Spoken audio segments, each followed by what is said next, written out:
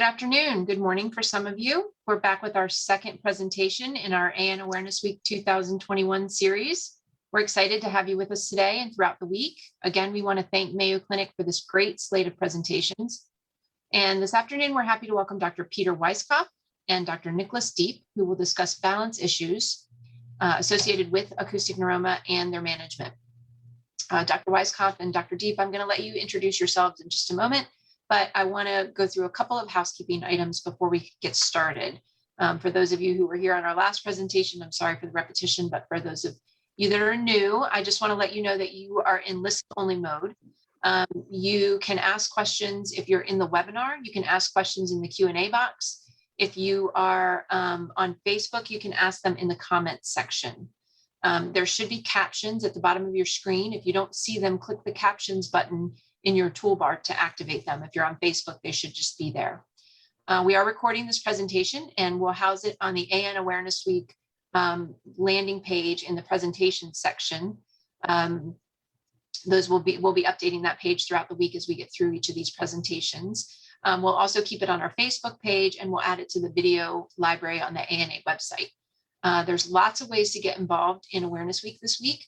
You can visit our website at www.anausa.org and click the slider on the home page, and that'll take you to the page that'll show you everything you know or everything you need to know about Awareness Week. So I'm going to stop sharing my screen and let Dr. Weisskopf and Dr. Deep introduce themselves. Thank you very much. Thank you both for being here. My name is Peter Weisskopf, and I'm a neurotologist. I've been doing this for about 20 years now. I'm here at Phoenix, Arizona at the Mayo Clinic. My initial training was in the Navy, and then I did a fellowship at the House Ear Clinic, worked for a while at a place down here in town called the Neurologic Institute, and now I serve as the chair of the Division of Otology and Neurotology. My practice treats acoustic neuromas in every way we can. So we do observation, we do surgery of all sorts, we do radiation. I was trained in gamma knife and cyber knife, so I have quite a bit of experience in that as well. And I mentioned that just to say that it's important for those of us that are treating these diseases to really understand everything about it. I'm going to let Dr. Deep introduce himself, and then we're going to have a little short slideshow just to talk a little bit about balance, both as the acoustic tumor will affect it, and then a little bit about how the rest of the system works so you can understand a little bit how we can help people recover from balance problems, because I think there's some misinformation going around about how balance is treatable or not treatable, and I just want to be able to make sure everyone understands kind of how the system works, because once you understand that, I think it's become much clearer that you can actually do a lot for people that have balance problems with acoustic neuromas. And thanks again to the ANA for doing this. This is a wonderful service, and I have leaned on the ANA for the last 20 years and for information and for things for my patients. So I really appreciate the opportunity. Thank you. I'm Nicholas Deep. I work with Peter here at Mayo in Arizona. I'm a neurotologist as well, and like Peter Weisskopf mentioned, treat acoustics in the full spectrum with our multidisciplinary team here at Mayo Clinic, the neurosurgeons, the neurologists, our radiation oncologists, our physical therapists. Look forward to the presentation today, and thank you, Melissa and the ANA as well for giving us this opportunity. I trained at NYU with John Rowland and John Golfinos, and I'm excited to be developing a practice here in Arizona. So we can go ahead and share our screen now and probably get the presentation started. Yeah, I'm going to go ahead and share a screen, and we'll start our small presentation here. The one thing I would like to recommend is that we go ahead and plan to just ask questions as time goes by. If you feel like something's come up and you've got questions, we are happy to try to address those sort of as they come up. So please don't be nervous about it. This is sort of an informal thing that I wanted to do simply to allow people to have a better understanding of the balance component of an acoustic neuroma. Okay. So a beautiful picture of the front of the Mayo Clinic here in Scottsdale. It's definitely more beautiful in February than it is in July, but it's not so bad. So acoustic neuroma and dizziness, the first thing I tell people is that we call it an acoustic neuroma, which is really not correct. It's really a vestibular schwannoma. So the place this tumor comes from is actually the balance nerve. And it's a benign tumor, as most people know, but it does affect the balance nerve initially. Because it affects the balance nerve on one side, people often have a sense of imbalance or dizziness. The balance canals, of which there are 3 on each side, are actually lined up so that they give equal and opposite signals to the movement of the head.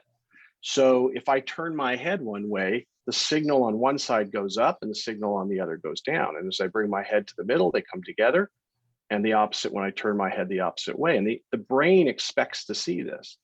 This is a tool to allow our eyes to stay in the one place.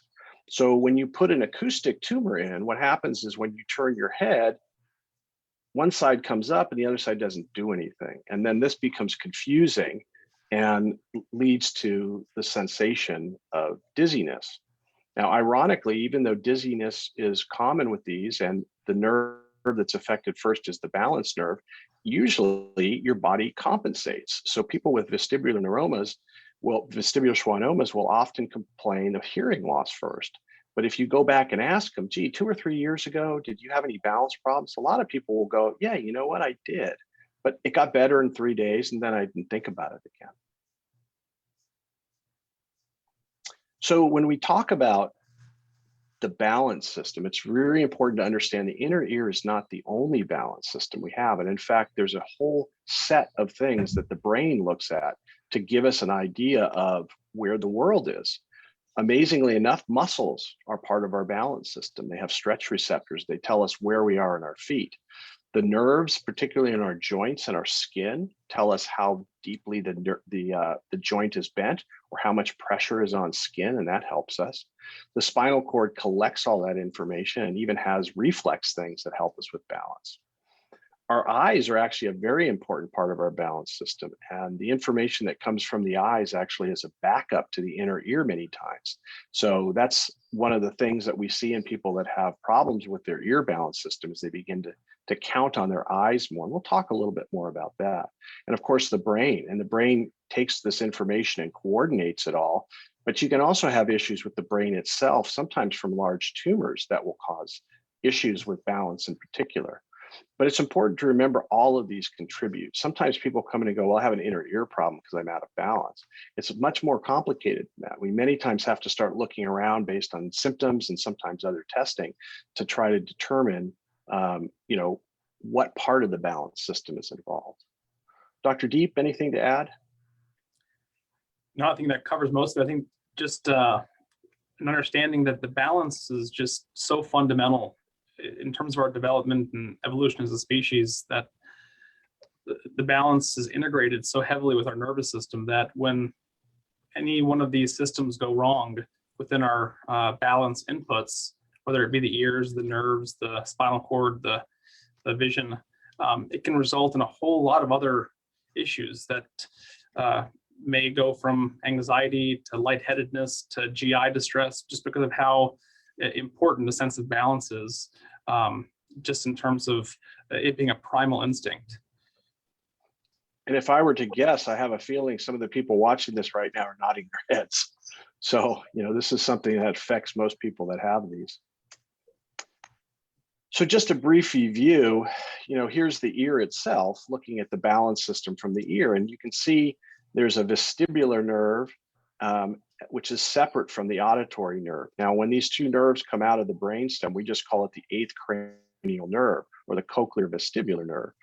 The tumors themselves will only involve the vestibular nerve. But here you can see some of the actual balance canals and also the cochlea, which is where the hearing is done. And if you can imagine, you can fit this whole picture pretty much under the size of a quarter. So you can imagine that when it comes to surgery or radiation, everything we do in here to treat these is very, very precise. The one thing this isn't showing is the nerve that controls your face, or the facial nerve. And of course, that's critically important in surgical correction of this. So an acoustic neuroma as a benign tumor slowly degrades the balance signal from the ear that's involving it.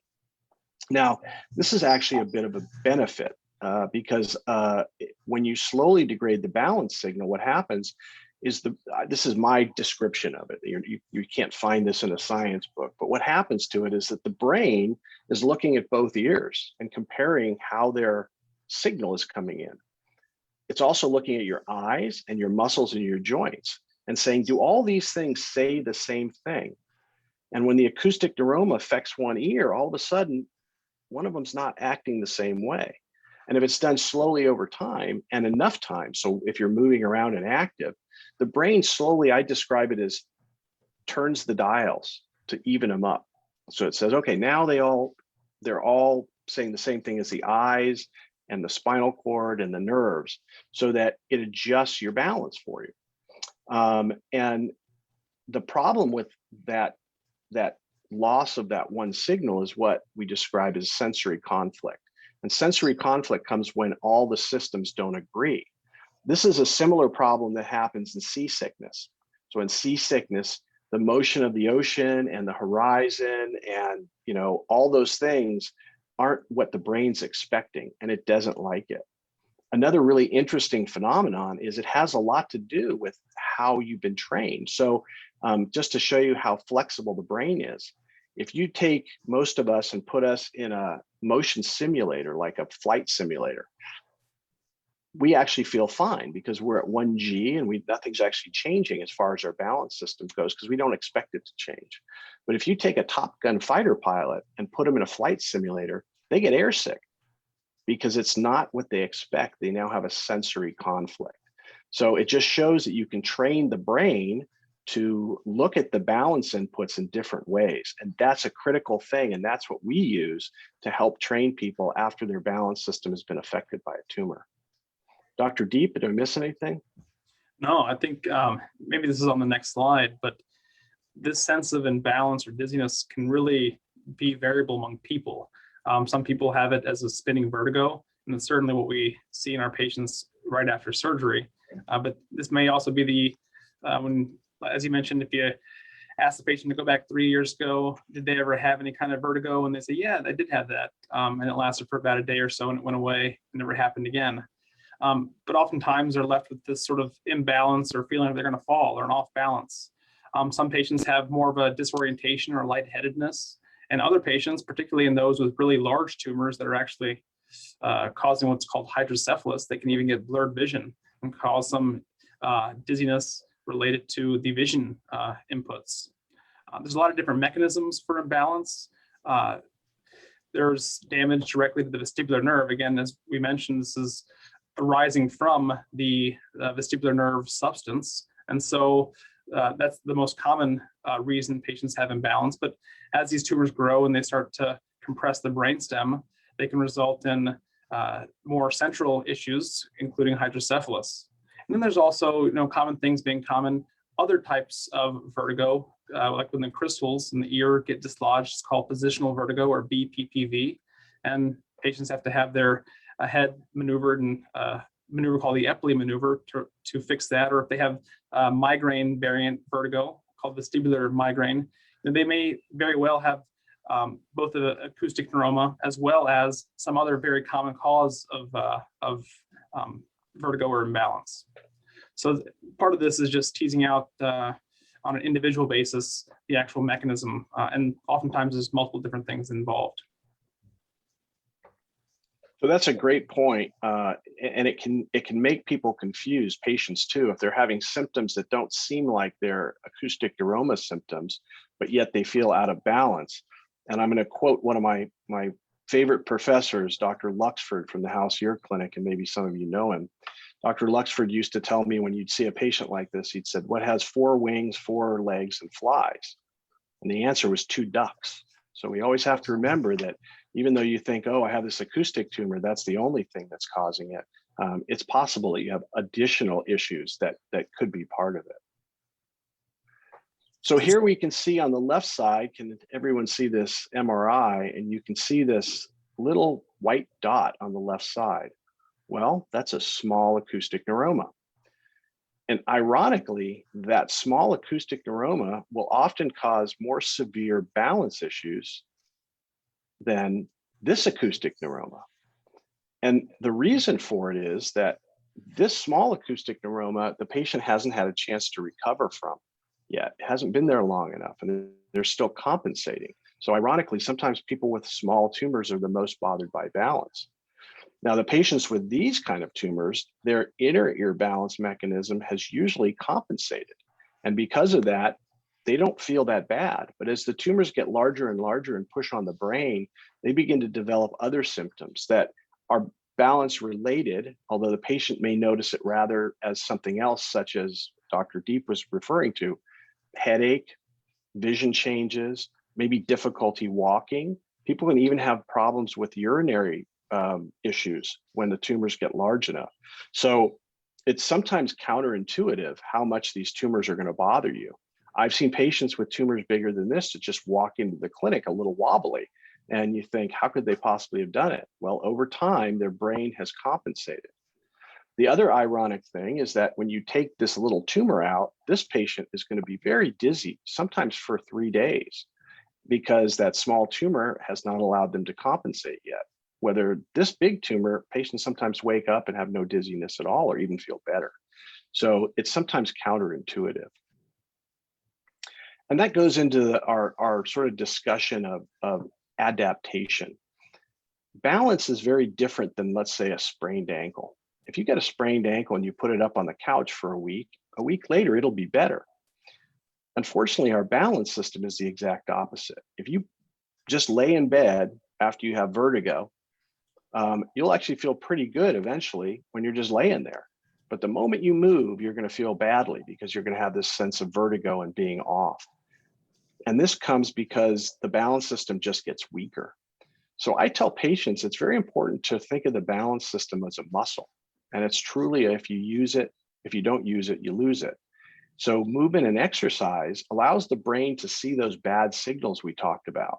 And it allows them to adjust those dials so everything looks equal again.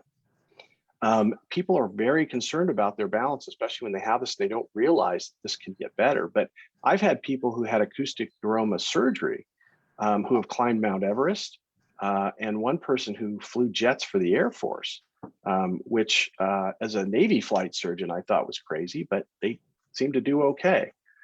And it's important to understand this from the standpoint of both treatment and also when you have the tumor, how you're going to handle that. We're going to talk a little bit about that as we start talking more about rehabilitation. So how does all this stuff adapt? This is just my little graph, kind of looking at looking at sort of 3 major segments of the balance system. So you have the inner ear and those balance canals on both sides. You've got your eyes and you've got your spinal muscle joint nerves. And of course, in the middle of all this is the brain, but they're all connected. They constantly check back and forth with each other to help give us a good sense of which way is up in the world and to keep us moving forward. So if you lose one of these, let's say your eyes aren't working well because you're in the dark, well, now you're left with things that aren't quite as many things to check. So that's why in the dark, sometimes our balance is worse. Same thing happens if you're walking on a unusual surface.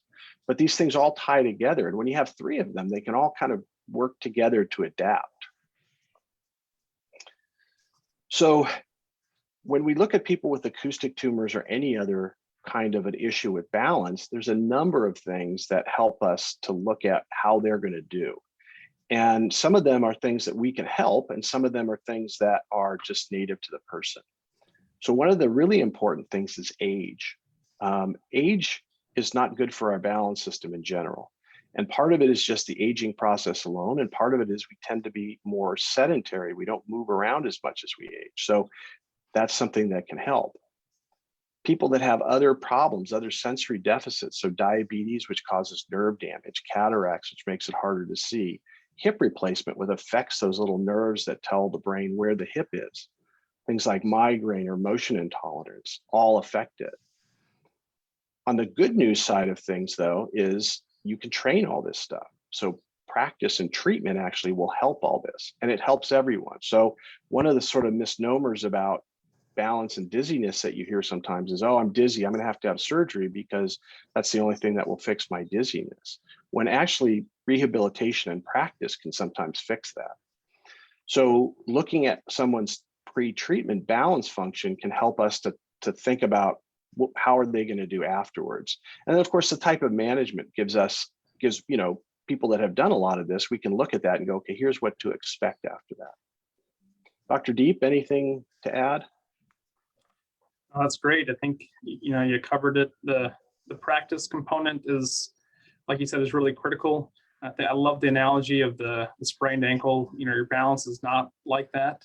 Recovering from acoustic neuroma, either surgery or dealing with the effects of radiation, you really have to be motivated and really practice balance on an active and daily basis and really challenging yourself. You don't want to be lying in bed all day. And you certainly don't want to just be taking meclizine, which is just going to numb all the effects and not allow your brain to compensate. And so the practice is really, really key. And I think that's probably one of the biggest distinguishing factors between patients in terms of their recovery, is sort of how motivated they are to continue to practice and challenge themselves from the balance perspective. Yeah, that's a very important point. Dr. Weisskopf, sorry, I have a question. When you're talking about balance and you're talking about having to practice and everything, when you have patients who get vestibular therapy and see some improvement and then maybe fall back a little bit, is repeated vestibular therapy, like when you talk about long-term therapy, is it something they can go back and do and still continue to see improvement?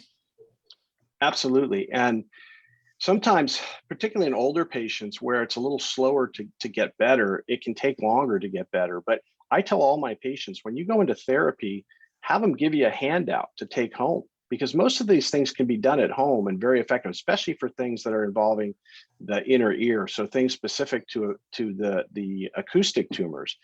Head motion is really what you need to do. And so going home and practicing with head motion is really important. And you'll backslide. So if people have therapy, and let's say you get the flu and you lay in bed for a week, you're going to wake up and feel bad again. So you got to go back to your therapy. If you're healthy and relatively stable, you can do most of this at home. You don't need to go back formally to vestibular therapy. But if you need to, then you should ask, because the people that have been through vestibular therapy will absolutely tell you how good it is. And what I love about it is physical therapists that are doing it will go, Mrs. Jones's knee isn't very good either. And they'll tell me, there's other things that Dr. Deep was talking about, other components of it. And the physical therapists are so good at looking at the whole body and how it moves that they can sometimes even pick up other things that maybe were slowing down the process and then steer us in another direction for therapy. Thank you. So I just wanted to point out these two tumors again, and just reiterate what we talked about, which is the tumor on the left might actually be harder to compensate from because their brain hasn't had a chance to do much compensation yet. Whereas the tumor on the right has essentially compensated because that tumor's been there for many, many years and the brain has already figured out the new balance system. And so it's kind of, again, much of this is counterintuitive. Patients come to me and say, I'm going to do horrible after surgery. I have a big tumor. I'm like, sometimes those patients do the best. They get up and walk right out. So it's not always as you think it will be. So one of the ways we look at this is balance testing. So this will give us an idea of how patients will do after treatment, and sometimes will help us to focus on where we're going to treat them, and helps the physical therapist. So we can see which system is affected, because we can test the inner ear and we can test the eyes and we can test the muscles and joints. In some cases, it helps us to localize where the tumor is. So depending on how we are going to approach the tumor from a surgical standpoint, this will give us information on that. And there's a whole bunch of different kinds of tests. And some places will do a lot of them and some places won't. But there's different reasons to use them. And sometimes they can be tremendously useful.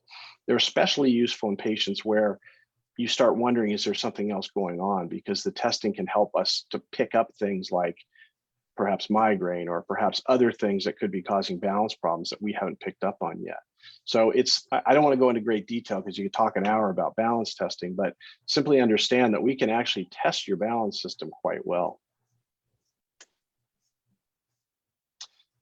So, the surgical stuff, everybody understands, right? When we wake up, we're probably going to be dizzy. And if you have a big tumor, actually you may not be that dizzy. You may actually get better relatively quickly. Small tumor, you might need some more time. So from the surgical standpoint, we get all of our side effects from the treatment immediately. So what I tell patient is that it takes the brain about 3 days to adjust if you cut a perfectly normal vestibular nerve. And what that means is for 3 days, you're going to have spinning dizziness. Now, when you're in the hospital after surgery, we can treat that with medicine, and that's very helpful for that. But then after that, it's back to therapy. Radiation treatment, however, people don't understand it quite as well, and I think there's some misunderstandings about it. With radiation, you have many of the same risks as surgery. The problem is that those risks and side effects don't occur for 6 or 8 months. So people go in, they have the radiation, they go home, they have lunch, and they're like, I'm done. And 6 months later, they start to feel poorly. So it's very important with radiation that you constantly be doing vestibular therapy. And in fact, I like people to do prehab. I like them to start their therapy before they start their radiation and continue it for months, because that way they may miss out on the imbalance that they get. At one time, surgeons were saying, well, if you're dizzy after radiation, you have to have your tumor taken out. And sometimes they would do it without even doing any vestibular therapy. And I'm just here to tell you the vast majority of people are going to get better with vestibular therapy. That's not always true. Every once in a while, there'll be someone for whom surgery is going to be a good answer if they can't get their balance better. But you always want to do therapy first, and you always have to continue it. So back to your first question, it's not something you do once. I laugh, patients come in and say, oh, I did vestibular therapy. And I said, yeah, that's sort of like saying I did sit-ups when I was 18 and I'm never going to do them again, and I have a rock hard abs. Turns out that doesn't work that way. This doesn't work that way for me. Dr. Deep, anything else? I think this point about radiation gets back to your question, Melissa, which is there a role for going to the therapist later after having seen them in the past? And one of the issues with radiation, as you know, is that we're not taking out the tumor. The goal of radiation is to sort of freeze the tumor and prevent its growth. And so there could still be balance function from the ear to the brain being passed through, that nerve. And that nerve is compromised because of the tumor, but it's also now compromised because of radiation. And so in some sense, you can think of it like a radio where, as you tune it, if you get off track, it becomes more staticky, and that signal becomes a little bit more scrambled. There's still a signal there, but it's more scrambled, and the brain has a harder time making sense of the information. And so because radiation, is the gift that keeps on giving, and it continues to degrade over time, then the brain is going to have to continually compensate for this changing signal that it's getting. And this is why, on average, patients after surgery recover their balance faster than they do with radiation, because the radiation is constantly causing changing balance function that your brain is having to constantly adapt to. And so going back to the therapist in the future can certainly be of benefit in these patients that have had radiation, because they may need to sort of a tune-up as their balance function on that one side continues to degrade at a faster rate than the other. I would say that's maybe the question that we get. One of the most common questions we receive from patients dealing with balance issues is how, I had surgery 5, 10, 15, 20 years ago and still continue to experience balance issues. Are there benefits still available to me through vestibular therapy, even that far out? And the short answer is absolutely. And they may actually be seeing the results of aging as much as anything. Absolutely. Yes. So absolutely. The rest of us, as we age, should be staying active. Mm-hmm. The problem is, again, it's very counterintuitive. If you don't feel well, what do? You lay down. So with the balance system, and this is where the patients hate me, because they say, well, I want to get better. What's the pill? I said, no pill. Well, how do I get better? I said, you know how you turn your head, it makes you feel sick? Turn your head more.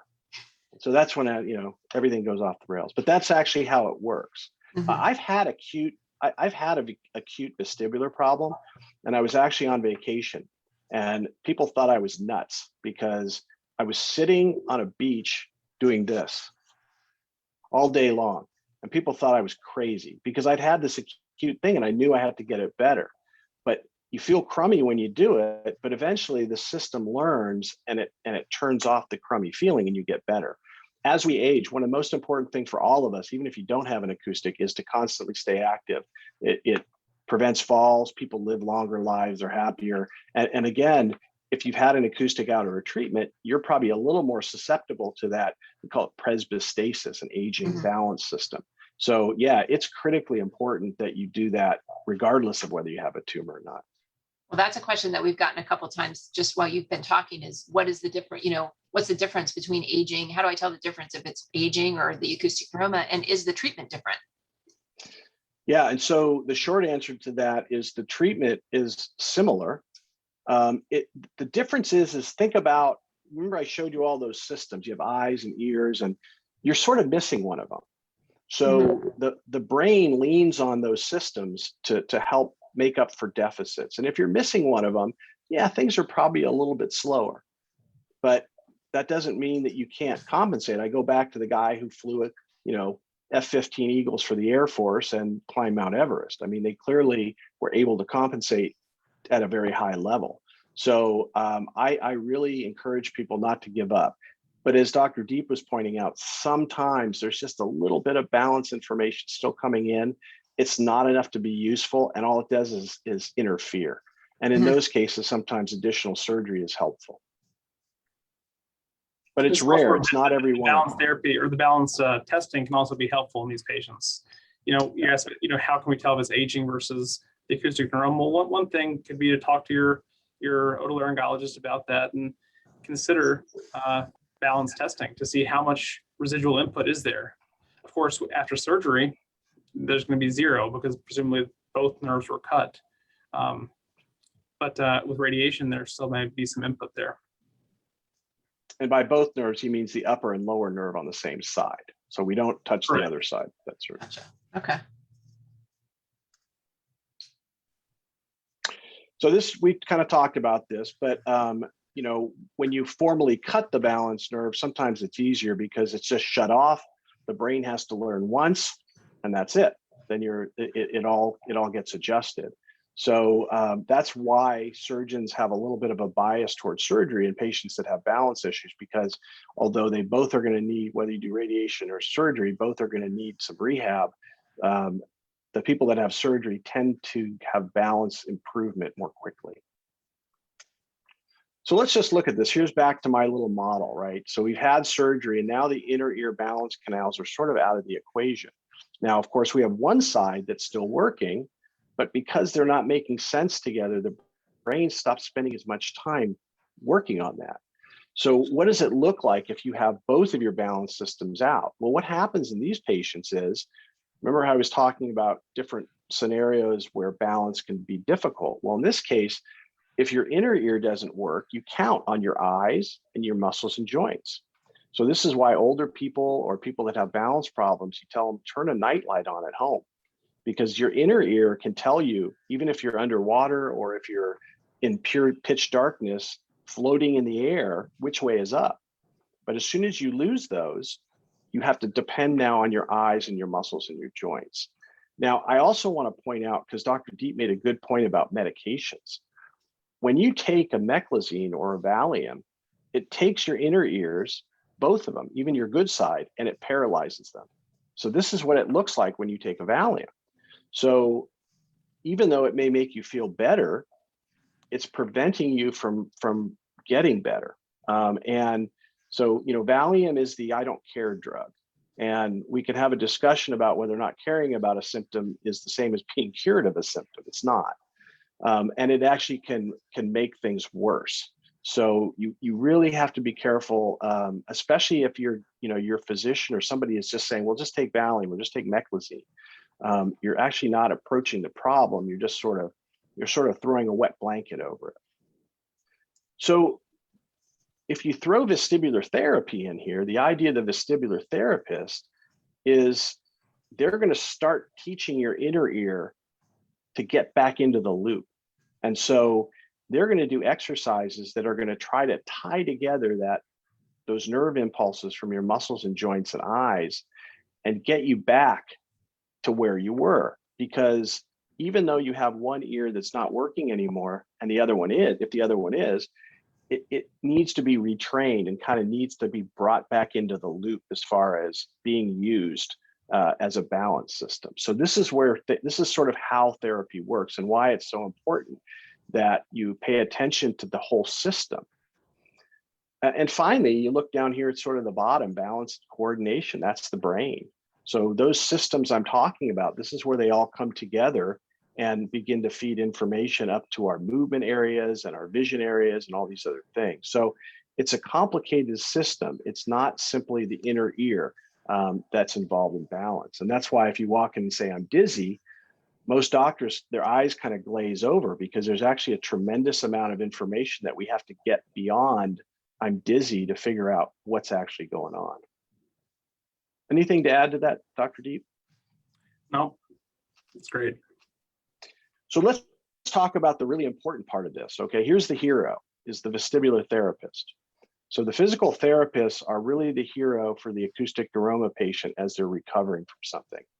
And I want to talk specifically about vestibular therapy because balance therapy is sort of a general word for it. And balance therapy is something that we use on people that are elderly or have had their hips operated on or their knees operated on. And it tends to focus on your joints and your muscles and sometimes strength of your muscles, but it actually doesn't pay a lot of attention to your inner ear vestibular system. So it's sometimes not what you need when you have an acoustic tumor. So I always tell patients, if they can find someone who specializes in true vestibular therapy, you're going to find a much, much better outcome. And in fact, if you just went to sort of the generic physical therapist and had balance therapy, you might come back and go, this stuff doesn't work.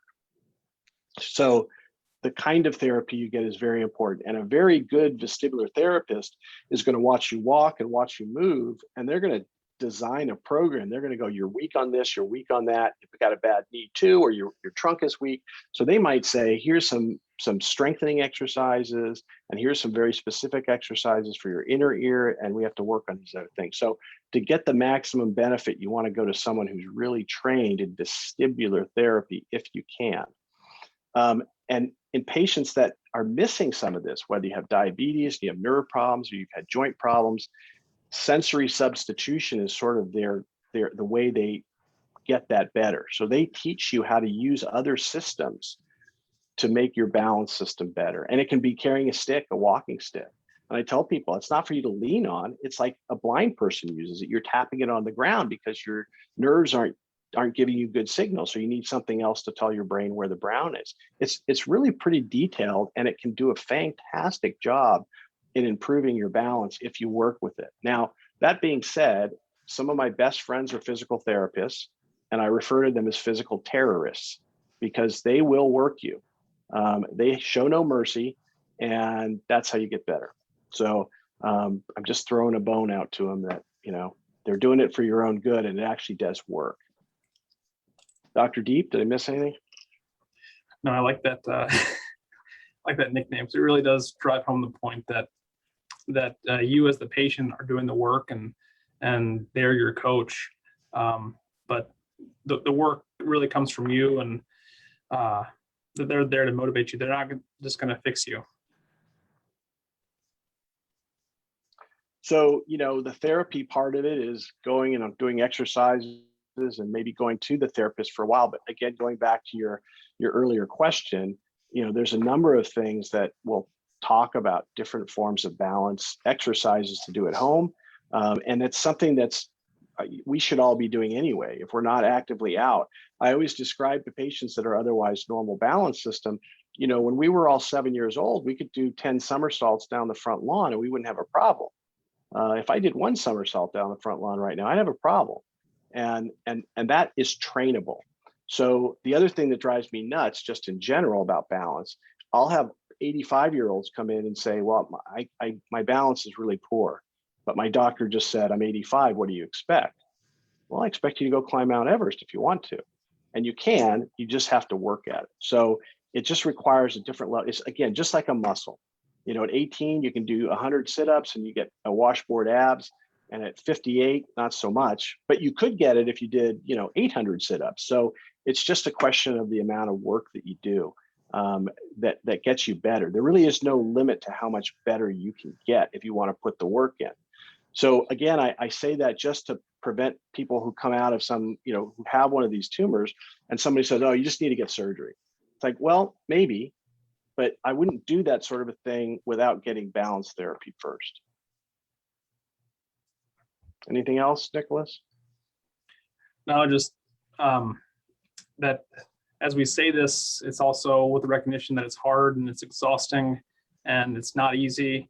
And that's why we lean on our physical therapists to really help with coaching you as the patient, because it is definitely a hard thing to do. There's no question.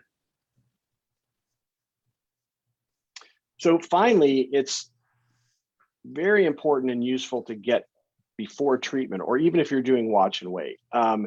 You can go to the therapist and learn some exercises to do at home. Again, I call it prehab, because you're getting people warmed up. And when you do it well, I mean, I can tell you, I had patients out of surgery who wake up and go, I feel fine. They move around, everything's done. They've compensated for everything before they even had surgery. And those patients go home the next day. So it's definitely doable and super critical when you're doing watch and wait, because again, things happen slowly, you might not notice it. And also with radiation, because 6 or 8 months down the road, you're going to be at risk of this happening. So you can really prevent a lot of the unpleasantness just by getting in the habit of doing it. It may only be a couple of times a week to do that activity and then keeping it up. And as Dr. Deep pointed out, it's exhausting. It's not easy, but there isn't a pill that fixes it. Again, Valium might make you feel better, but your balance system is going to get worse and worse and worse. And eventually it's going to become more problematic. So it's best to try to fix it. And that's what you do with the vestibular therapy. All right, that's our little dog and pony show. And hopefully that helps bring up some more questions. And Dr. Deep and I are happy to answer whatever you have. That's great. No, we have tons of questions. If you want to go ahead and stop sharing your screen, and then that'll make all of our faces bigger. I know that helps people who have a little more trouble hearing when they can see our faces.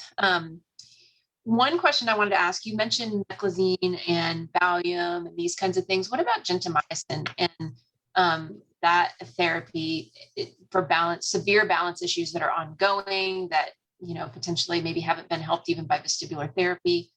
Is that kind of the same thought process? More people are talking about gentamicin. So gentamicin, for those who don't know, is an antibiotic that happens to be toxic to the inner ear vestibular hair cells. We talked about how radiation doesn't remove or totally kill the nerve, and that those patients may have some component of incomplete healing as the nerve continues to degenerate due to both the tumor as well as the impacts of radiation. Mm-hmm. Well, if you still have some signal, albeit a garbled signal, perhaps we can silence that nerve using gentamicin. And this is something that can be done in the office. We inject it through the eardrum into the middle ear, which then absorbs through the round window of the inner ear to basically enter the inner ear that way, at which point it then damages the inner ear hair cells. And the idea of it is to basically kill any residual function that at this point is really providing you with bad information to your brain. And so it's addition through subtraction. It's allowing you to remove a negative in order to have a positive step forward. And so in some patients, particularly after radiation, or in patients who just have small tumors that we're observing, but maybe of an older age that aren't going to have surgery, we can get balance testing and confirm that there is some balance input there, and try to then do what's called a chemical labyrinthectomy. with the intratympanic gentamicin. Great. Okay. We've had a couple questions with patients who say they are doing big things, like you talked about climbing Mount Everest or riding a bicycle or playing baseball or doing things that are, really active, but then they're just, sitting there and they reach forward to grab something, or they just feel more stable on a bicycle rather than just walking on pretty smooth ground, or even if it's a little bit uneven, just walking on both their feet. So why is that and is that common with acoustic neuroma patients, that they would, be able to do this, what seems like a bigger thing, but then that smaller thing sends them off? So this goes to that little diagram I was showing you, that, for instance, I'll give you an example. So let's say you are on a bicycle and you feel more stable. So motion sometimes makes people feel stable. And let's say your inner ear is actually working pretty well. Mhm. So even if you've had an acoustic tumor, you have one side that's working very well. The inner ear is telling you about rotation. It's telling you which way gravity is. But let's also say that you've had both of knees replaced.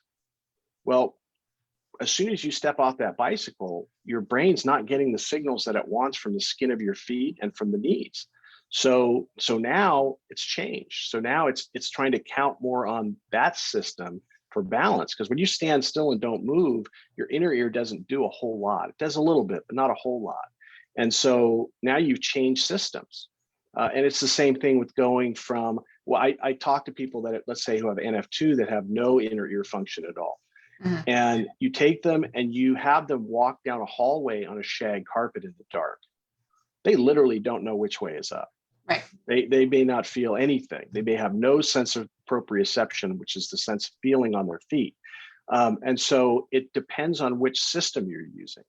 And unfortunately, things like the nerves that we talked about and muscles, those actually aren't as easy or as trainable as the inner ear is. So an acoustic tumor in some ways gives us our best option to retrain.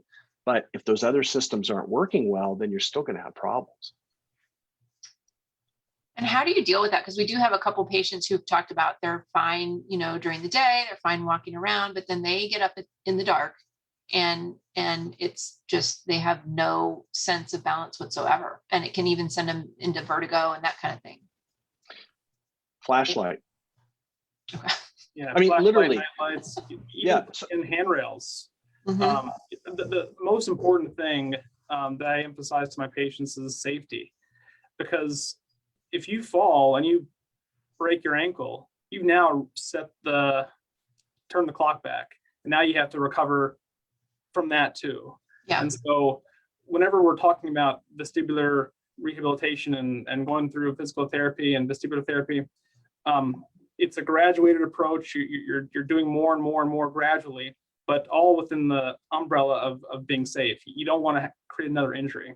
Right. And also at nighttime, it's challenging, or even at the end of the day, you're fatigued and you sort of let your guard down, and that's where mistakes happen. You feel the best when you're rested, and like anything, when you get more tired, that's when mistakes can happen. And Right. a small thing can, in these patients, can, when you're recovering from a tumor surgery, let's say, can result in a fall.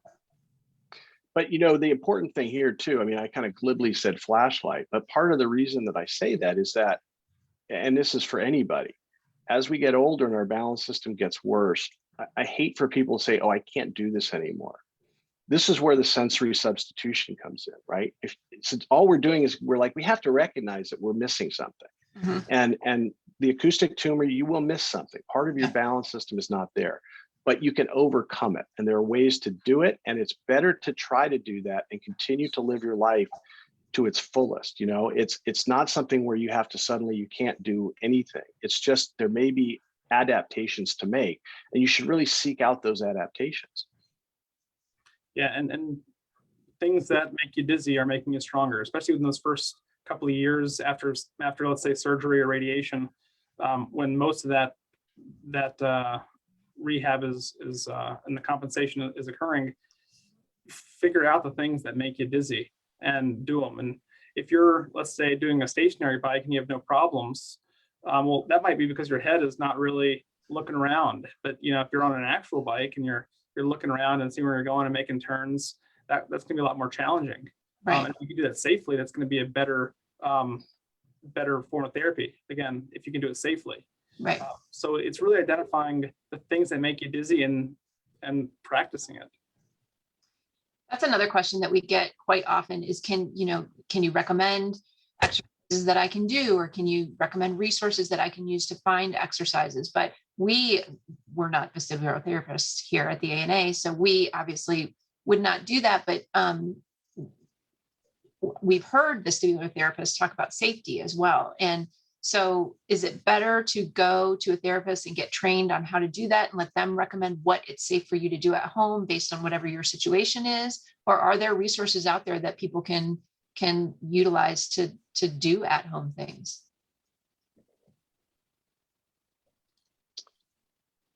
So the best thing to do, in my mind, is to get into a therapist.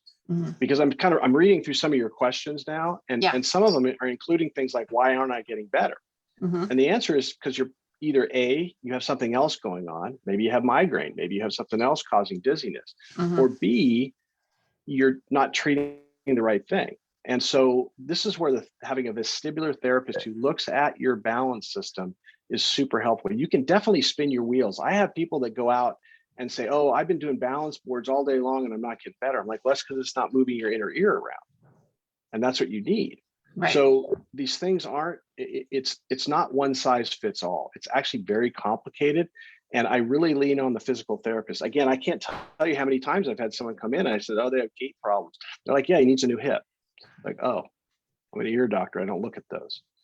So they'll look at that stuff and make those changes. So if you feel like you've been in training or you've been doing stuff and you're not getting better, first of all, make sure that you've been to a vestibular therapist or someone who's got experience with it. And then two, the next question is maybe talk to your otolaryngologist or your neurosurgeon or whoever you're working with and say, do I need to see a neurologist? Is there something else? Don't get blinders on and think, oh, well, I had acoustic tumor, so that's the only thing that could be causing this. Mm-hmm.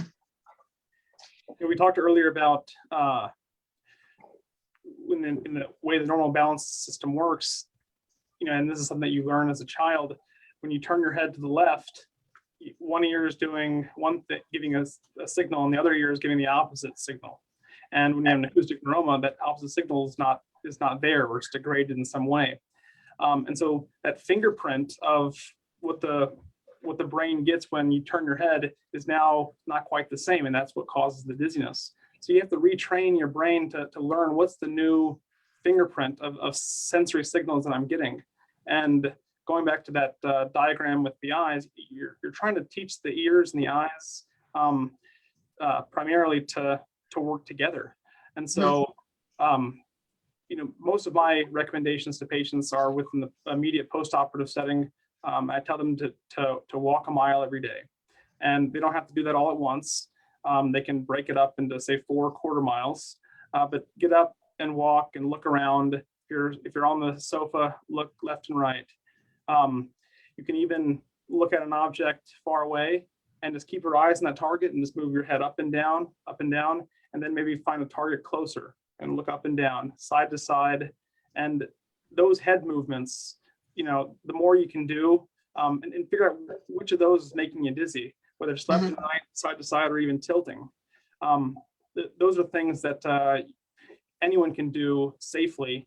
And as you start to get better, you might need a vestibular therapist to give you some more nuanced recommendations. And again, taking a whole body approach and making sure that everything else is in check in terms of the other inputs, the balance, the joints, the proprioception in your feet, and those things. Okay. There's a question about, and we've heard this before too, where when somebody moves fast, their eyes sort of bounce around and they're not able to focus. Is that something that vestibular, does that have to do with the vestibular nerve? Is that something having to do with the eyes because of the acoustic neuroma? But it does tend to cause dizziness and nausea. So is it something that can be helped by vestibular therapy? So let me tie that into another question that I happen to see there. That's actually a really interesting question. So I want to talk about it. Okay. If you lose both of your inner ears, then you develop what we call oscillopsia, which is a really interesting thing. One of my patients described it as like one of those old Super 8 movies that's jumping. Mm-hmm. Your brain actually has to tell your eyes to remain level when you walk. It adjusts your eyeballs just a little bit when you walk. And if you don't have that, you develop this oscillopsia, which means your eyes, remember I said your eyes are part of your balance system. Well, it's a much more primitive part of it. And it tries to keep the image on your retina in one spot. So if I turn my head without an inner ear, my eyes are going to try to focus on one spot and use that to stabilize their vision. One of the questions was an interesting question. And they said, when I get in tight spaces and I'm moving, I get tremendously dizzy. Mm-hmm. So we call that a visual flow phenomenon. And what that is a primitive part of your brain is trying to focus on things as they go by. It's something you see in pilots too. If you're flying in a fighter jet and you're in clouds, your eyes are sort of automatically trying to grab onto the cloud and keep an eye on it. Ask me how I know this. And it makes you really sick. Mm-hmm. But the same thing happens if your inner ears aren't working. And that visual flow phenomenon, walking down the aisle at Safeway, entering freeways with poles on both sides. And people that have just one ear that goes out will sometimes notice that because they haven't compensated yet. It's a really interesting thing. It's almost like a reflex that you develop. And it's a method for the brain to kind of try to stabilize it because it's not assuming you're moving very fast. So there can be help for that. It's harder to help it. But what you need to do is diagnosis. So that person actually needs a full vestibular test. That's interesting because we hear from a lot of patients that grocery stores are difficult because of the aisles. And we just walking down the aisles and it just makes them right. And you can practice that though, especially if you only have one side out. So we have these VOR exercises, you follow your thumb. That's what you're trying to help do. You're trying to tell the brain, that one ear is working and it knows where your thumb is and it knows where your eyes are looking. So it can tie it all together and try to make it all make sense to it. Okay. We're getting to the end of our time, but I wanted to ask one last question. And this question actually came up in the last presentation too, and wasn't really relevant, but is sort of here. And this patient keeps like lurching forward, sort of. I don't know if you guys saw this one, but they've been forward and they say they weren't able to help it. And it's almost to the point of falling. So what, is that something that you see typically in vestibular patients? So from my perspective, what that likely is just, so we have those balance canals and those help to tell us when we're turning, rotary things. But there's two other organs in the inner ear, and one of them tells us which way is up, called a gravido-inertial receptor. And the other one gives us accelerations forward and backwards. So my suspicion is for whatever reason, that nerve may still be working improperly. And what it may be doing is it's suddenly telling the person that you've decelerated. You know how you feel in a car, like you see a car go by you and you start to feel like you're moving? Yeah. It's your inner ear that's telling you that you're not. But if that's not correct, let's say that's getting a little signal, it may be telling the body that you suddenly slow down. And so all your muscles are trying to fight against that and they lean forward. And it throws you forward. It's literally your body's doing it, but it's because it's got poor sensory input. That's another one where you might want to do some balance testing and just make sure, just to see what's still there. And that might be somebody who you would treat with either a labyrinthectomy or gentamicin, because I think that's just bad signals. It's not typical because usually you kind of lose everything. Dr. Deep, any thoughts on that? Anything else? I agree with the balance testing to see what's there, because I think you're getting bad information and it's confusing the brain, causing that sensory conflict. And again, sometimes you might not be able to overcome that with just the therapy, and maybe the labyrinthectomy, whether surgical or chemical, can be helpful there. Okay, great. Well, Dr. Weisskopf and Dr. Deep, thank you so much for taking the time, putting together that presentation. That was really informative, and for taking the time to answer all our questions. I know that there were questions we weren't able to get to, and some that didn't have as much to do with balance. We'll address those in some of the other presentations that we have. But I appreciate everyone being here as well. We're going to get started once again for our last presentation of the day. In about a half hour at 2 p.m. Eastern, we will have Dr. Paracelda, who is going to discuss AN anatomy with us. So, and if you have any other questions about ANAwareness Week, please visit our website at www.anausa.org. And I think I said that wrong, www.anausa.org. And there's a picture of our Awareness Week banner right there on the homepage, and you can just click that to get to that page. But again, I want to thank you both for taking the time. We really appreciate it. Thank you. Have a great day. You too. You too.